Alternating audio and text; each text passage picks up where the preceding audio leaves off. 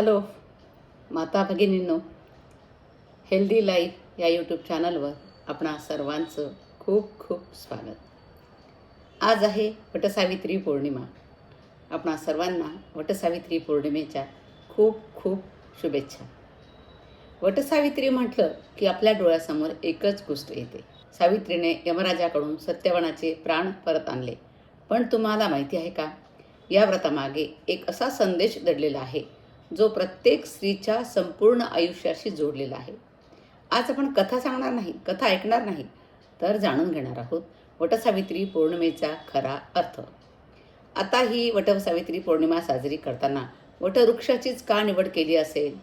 भारतात शेकडो वृक्ष आहेत, मग वटवृक्षच का?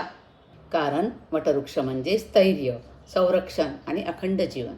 त्याच्या फांद्या जमिनीत रुजतात आणि पुन्हा नवीन खोड तयार करतात. हा संदेश आहे, एक स्त्री ही आयुष्यात कितीही संकटे आली तरी पुन्हा उभी राहण्याची क्षमता ठेवते.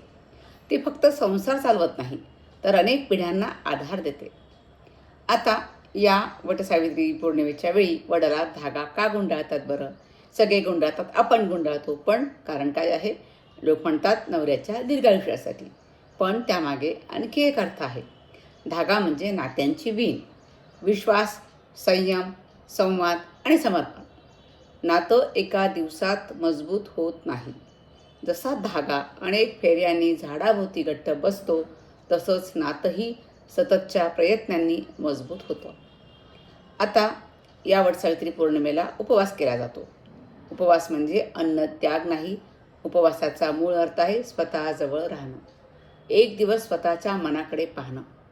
आपला राग, अहंकार, अपेक्षा आणि प्रेम यांचा विचार करणं. हा दिवस स्त्रीला स्वतःशी संवाद साधायला शिकवतो. आता या कथेमधल्या सावित्रीची खरी ताकद काय आहे? लोकांना वाटतं सावित्रीनं चमत्कार केला, पण तिची खरी शक्ती होती बुद्धिमत्ता, धैर्य, योग्य वेळी योग्य शब्द वापरण्याची कला. तिने युद्ध केलं नाही, तिने हट्ट केला नाही, तिने संवादाने मृत्यूवर विजय मिळवला. आजच्या प्रत्येक स्त्रीसाठी हा मोठा संदेश आहे.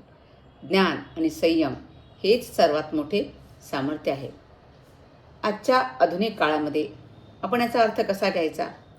आज अनेक महिला नोकरी करतात, व्यवसाय सांभाळतात, घरही सांभाळतात. अशा काळात वटसावित्री पौर्णिमा साजरी करणं म्हणजे फक्त पूजा नाही, तर स्वतःच्या मानसिक शक्तीची आठवण करून घेणं आहे. स्वतःच्या कुटुंबासाठी उभं राहण्याचा संकल्प करणं आहे आणि स्वतःच्या आरोग्याची काळजी घेण्याची प्रतिज्ञा करणं आहे. पुरुषांनीही समजून घ्यावी अशी गोष्ट आता मी सांगणार आहे.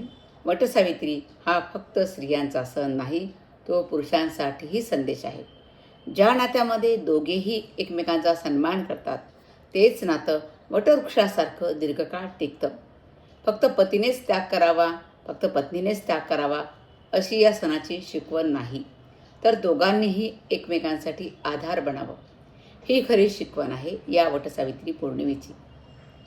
वटसावित्री पौर्णिमा म्हणजे फक्त नवऱ्याच्या दीर्घायुष्याची प्रार्थना नाही, ती आहे धैर्याची पूजा, संयमाची पूजा आणि प्रत्येक स्त्रीच्या अंतर्मनातील शक्तीला प्रणाम. आजच्या या काळामध्ये सणाचा अर्थ समजून घेतला तर प्रत्येक घर अधिक मजबूत होईल. आता मी तुम्हाला एक प्रश्न विचारते. तुमच्या मते वटसावित्रीची सर्वात मोठी शिकवण कोणती आहे? कमेंटमध्ये नक्की लिहा. अशाच भारतीय परंपरा, संस्कृती आणि त्यांच्या वैज्ञानिक आणि जीवनमूल्यांवर आधारित वेगळे व्हिडिओ जर पाहायचे असतील तर मला मेसेज करा, मला कमेंटमध्ये सांगा आणि या चॅनलला सबस्क्राईब करा आणि हा व्हिडिओ लाईक करा आणि शेअर करायला मात्र विसरू नका. धन्यवाद.